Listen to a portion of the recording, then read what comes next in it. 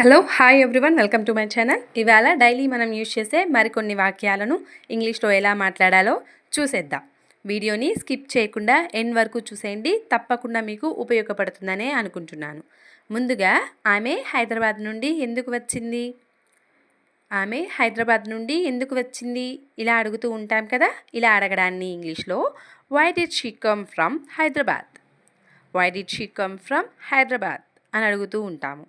తర్వాత మా అక్క నన్ను వెక్కిరిస్తుంది, మా అక్క నన్ను వెక్కిరిస్తుంది ఇలా చెప్పడాన్ని ఇంగ్లీష్లో my sister is mocking me, my sister is mocking me అని చెప్తూ ఉంటాము.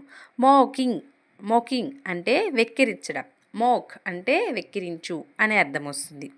తర్వాత నీ ఆవేశాన్ని అదుపులో ఉంచుకో, నీ ఆవేశాన్ని అదుపులో ఉంచుకో ఇలా చెప్పడాన్ని ఇంగ్లీష్లో keep your anger under control, keep your anger under control అని చెప్తూ ఉంటాము.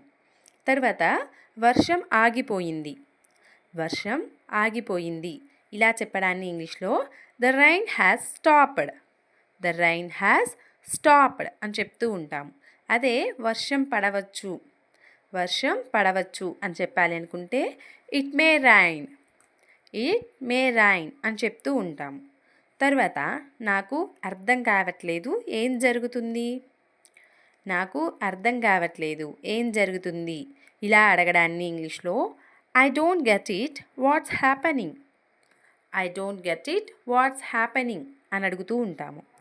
తర్వాత నువ్వు నీ వయసు కంటే కూడా చిన్నగా కనిపిస్తావు, నువ్వు నీ వయసు కంటే చిన్నగా కనిపిస్తావు ఇలా చెప్పడాన్ని ఇంగ్లీష్లో you look younger than your age, you look younger than your age అని చెప్తూ ఉంటాము. తర్వాత ఇప్పుడు వారు ఎక్కడున్నారో తెలుసా, ఇప్పుడు వారు ఎక్కడుంటున్నారో తెలుసా ఇలా అడగడాన్ని ఇంగ్లీష్లో do you know where they are living now, do you know where they are living now అని అడుగుతూ ఉంటాము. డూ యు నో అంటే నీకు తెలుసా, వేర్ దే ఆర్ లివింగ్ అంటే వారు ఎక్కడ ఉంటున్నారో, నౌ అంటే ఇప్పుడు అనే అర్థం వస్తుంది. తర్వాత ఎప్పుడు చూసినా ఆమె టీవీ చూస్తూనే ఉంటుంది, ఎప్పుడు చూసినా ఆమె టీవీ చూస్తూనే ఉంటుంది ఇలా చెప్పడాన్ని ఇంగ్లీష్లో when ever it is seen she keeps watching TV, when ever it is seen she keep watching TV అని చెప్తూ ఉంటాము. తర్వాత ఆమెతో మాట్లాడడానికి నాకు ఇక సమయం లేదు, ఆమెతో మాట్లాడడానికి నాకు ఇక సమయం లేదు ఇలా చెప్పడాన్ని ఇంగ్లీష్లో I have no more time to talk to her, I have no more time అంటే నాకు ఇక లేదా నాకు ఇంకా సమయం లేదు, టు టాక్ టు హర్ అంటే ఆమెతో మాట్లాడడానికి అనే అర్థం వస్తుంది.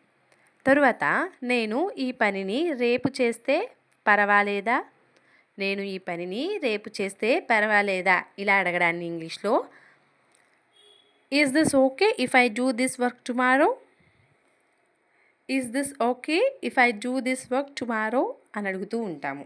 ఈజ్ దిస్ ఓకే అంటే పర్వాలేదా అనే అర్థం వస్తుంది. If I do this work tomorrow అంటే నేను ఈ పనిని రేపు చేసినట్లయితే, నేను ఈ పనిని రేపు చేసినట్లయితే అనే అర్థం వస్తుంది. తర్వాత నాకు కోపం తెప్పించకు, నాకు కోపం తెప్పించకు ఇలా అంటూ ఉంటాం కదా. ఇలా చెప్పడాన్ని ఇంగ్లీష్లో don't make me angry, don't make me angry అని చెప్తూ ఉంటాము. తర్వాత ఇది నాకు నోరూరించే వంటకం, ఇది నాకు నోరూరించే వంటకం ఏదైనా మనకి ఇష్టమైన వంటకాన్ని చూసినప్పుడు అంటూ ఉంటాం కదా, ఇది నాకు నోరూరించే వంటకం అని.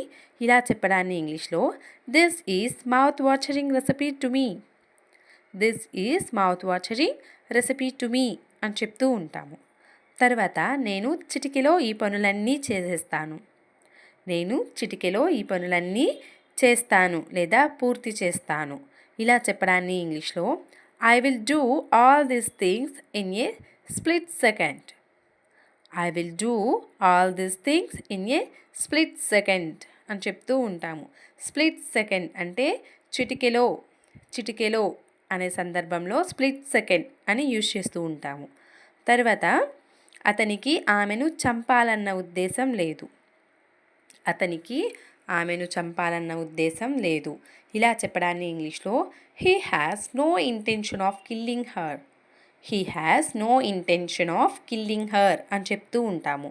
హీ హ్యాస్ నో ఇంటెన్షన్ అంటే అతనికి ఉద్దేశం లేదు. ఆఫ్ కిల్లింగ్ హర్ అంటే ఆమెను చంపాలన్నది, ఆమెను చంపాలన్న ఉద్దేశం లేదు అనే అర్థం వస్తుంది. తరువాత చాలా కాలం నుండి నేను అతనిని చూడలేదు. చాలా కాలం నుండి నేను అతనిని చూడలేదు. ఇలా చెప్పడాన్ని ఇంగ్లీష్లో I haven't seen him so far. I haven't seen him so far అని చెప్తూ ఉంటాము. ఐ హ్యావెంట్ సీన్ హిమ్ అంటే నేను అతనిని చూడలేదు. సో ఫార్ అంటే చాలా కాలం నుండి లేదా చాలా రోజుల నుండి అనే అర్థం వస్తుంది. తరువాత ఆమె చదువుకోవాలనే వంకతోటి ఇంటి పనులను చేయదు. ఆమె చదువుకోవాలన్న వంకతోటి ఇంటి పనులను చేయదు. ఇలా చెప్పడాన్ని ఇంగ్లీష్లో she doesn't do house hold chores on the pretext of studying. She doesn't do house hold chores on the pretext of studying అని చెప్తూ ఉంటాము.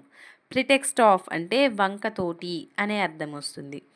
తరువాత నేను బ్రతికి ఉండగా నిన్ను అతనిని పెళ్లి చేసుకోనివ్వను.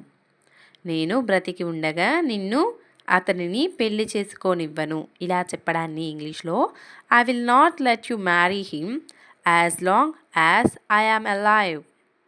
I will not let you marry him as long as I am alive అని చెప్తూ ఉంటాము. I will not let you marry him అంటే నేను నిన్ను అతనిని పెళ్లి చేసుకోనివ్వను అనే అర్థం వస్తుంది. As long as I am alive అంటే నేను బ్రతికి ఉన్నంత కాలం, నేను బ్రతికి ఉన్నంత కాలం అనే అర్థం వస్తుంది. తర్వాత నేను నిన్ను మర్చిపోవాలి అనుకున్నా మర్చిపోలేను. నేను నిన్ను మర్చిపోవాలి అనుకున్నా మర్చిపోలేను. ఇలా చెప్పడాన్ని ఇంగ్లీష్లో I can't forget you even if I want to. I can't forget you even if I want to అని చెప్తూ ఉంటాము. ఐ కాంట్ ఫర్గెట్ యూ అంటే నేను నిన్ను మర్చిపోలేను. Even if I want to అంటే నేను మర్చిపోవాలి అనుకున్నా కూడా లేదా నేను కావాలి అనుకున్నా కూడా అనే అర్థం వస్తుంది. తర్వాత నువ్వు ఏ టైంకి నిద్రలేస్తావు. నువ్వు ఏ టైంకి నిద్రలేస్తావు. ఇలా చెప్పడాన్ని ఇంగ్లీష్లో what time do you wake up. At what time do you wake up అని చెప్తూ ఉంటాము. Thank you so much for watching. మీకు కనుక వీడియో నచ్చినట్లయితే తప్పకుండా లైక్ చేయండి. మీరు ఇలా లైక్ చేయడం వల్ల ఈ వీడియో మరికొంతమందికి రికమెండ్ అవుతుంది.